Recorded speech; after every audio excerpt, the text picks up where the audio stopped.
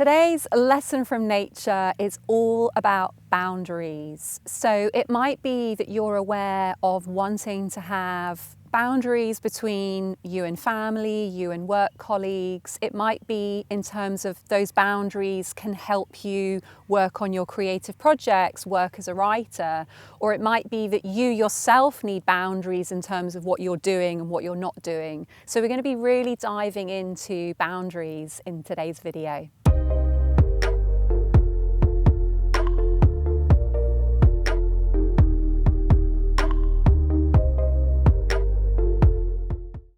This was a topic that came up in one of the live chats that I was doing in the Write No Matter What community this month, and so it felt really important to create some content to share with my wider audience. And I'm going to tell you a little bit more about Write No Matter What and how you can have access to these live talks as well, if that's something that you're interested in. But for now, I just want to talk about what came up as we were doing this live session on boundaries, which was this idea that if I put that boundary in place, it's going to mean that I create distance between myself and perhaps friends and family members.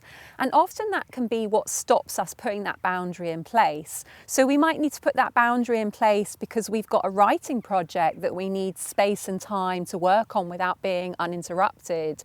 It might be that we simply want to put that boundary in place because we feel that we want distance between a friend or a family member because we recognize it's not necessarily great for our mental health with the way that the relationship is at the moment.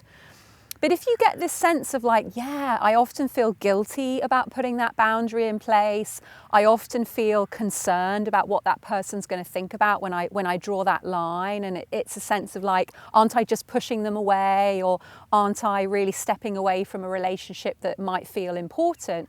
I want for you to understand that actually it's the opposite.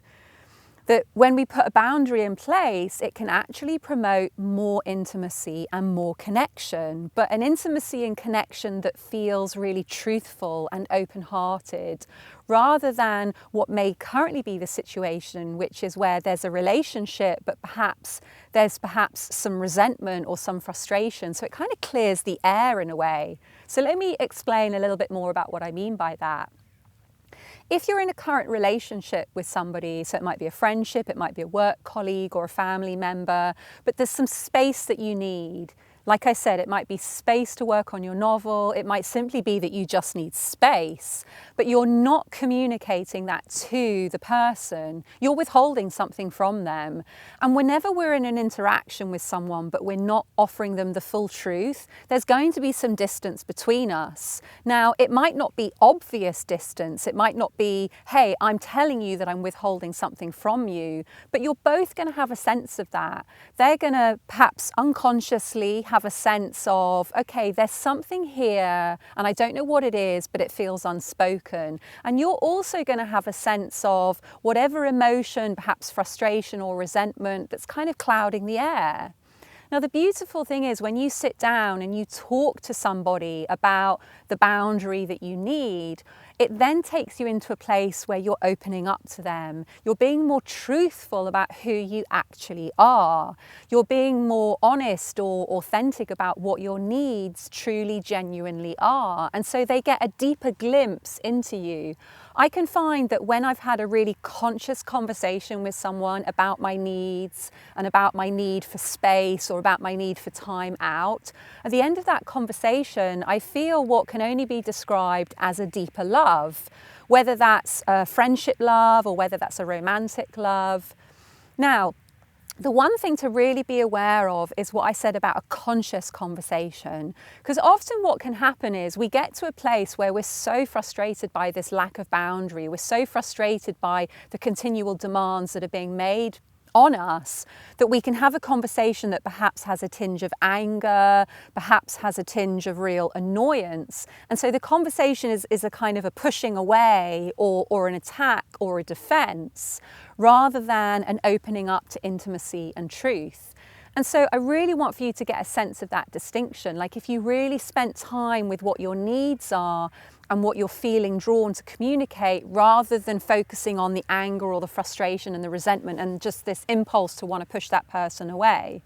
And so that comes to the second part, this idea of seeing a boundary not as a wall that you put around yourself to keep people out, but rather an instruction as to where the door is.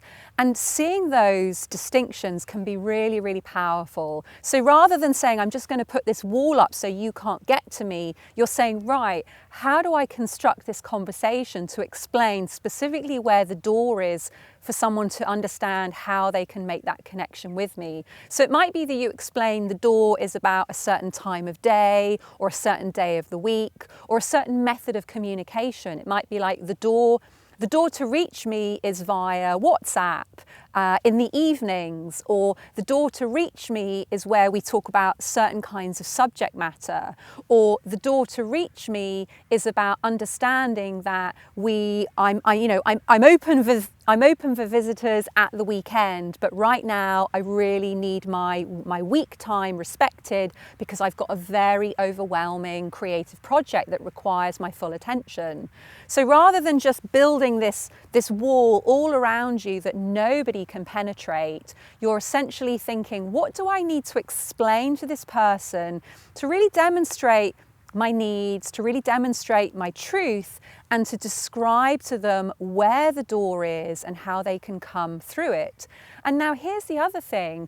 When I have a boundaries discussion with someone, I also find it really useful to say, and now I want to hear your boundaries. So that means that the person that you're communicating with isn't in this place of like, oh, well, you've got this really specific door, but what about me? So again, you're really curious and thinking, okay, how can I hear more about what this person's boundaries might be? And so you're saying, I'm asking you to respect my door, but please give me an opportunity to respect your door.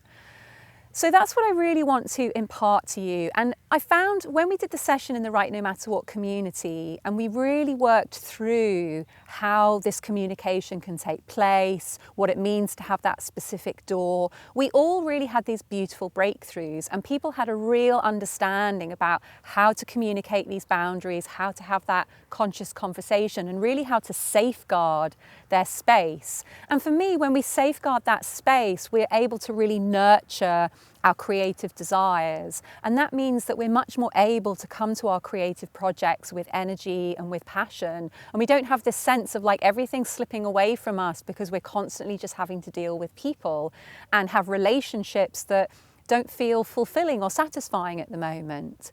This kind of personal work is just so powerful, and it's what I feel really committed to do. For me, it's about enabling someone to understand themselves, enabling someone to really understand their needs, and also giving them the tools to communicate that understanding and those needs to those in their close circle. So if you feel drawn to go deeper into this work and really become a part of the Right No Matter What community, where we're diving deep into how we can be a better human, a better writer, a better creator, then you might want to find out a little bit more about the community. We will pop a link below where you can find out where the community is, a little bit more about what we do, the kinds of people that are in the community. So check out the link if this is something that you feel really drawn to, or perhaps you just want to follow along on this channel, in which case you might want to subscribe and hit that notification bell. Really beautiful to share this content on boundaries with you. And actually it's been really lovely to share as I've been sitting in this beautiful open space in nature. There's something about being in nature where for me, all of those boundaries dissolve and I can just be really open and spacious. And that for me is such a loving place to be in. So I suppose that's my final tip for you, which is to be really aware of where you feel that you too can open up. Because when we allow our hearts to open, or when we allow that awareness to open, we can really receive the sort of bounty of the energy all around us. And I found that really creatively inspiring. So there we go, my friends, a little bit of a discussion on boundaries, and also to open your minds up to where you can open up those boundaries and just be open and spacious and receptive. Wishing you a beautiful rest of week and look forward to seeing you in the next video. Take care.